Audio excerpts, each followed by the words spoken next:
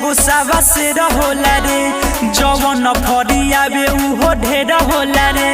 जवन फरियावे उहो ढेर होला रे सेरा उपाय गुस्सा से रहोला रे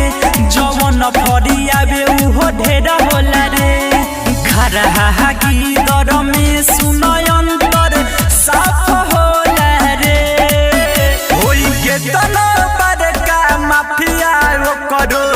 बाप होला रे होई के तना बड़का गुंडा करो बाप होला रे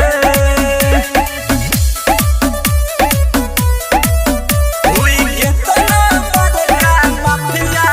करो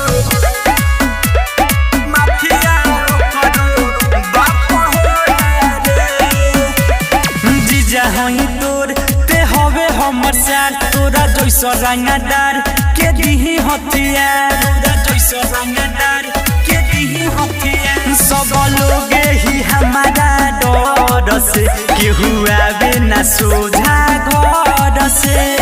हवा में उड़े जवन गुंडा हाफ होला रे होई के तना बड़का माफिया करो बाप होला रे होई के तना बड़का गुंडा करो बाप होला रे होई के तना बड़का माफिया करो बाप होला रे जानता जिला जिला आ जानता शहर माही मिथलेश बा मचइले कहर माही मिथलेश बा मचइले कहर जब सनकी तो जल्दी न मानी राइटर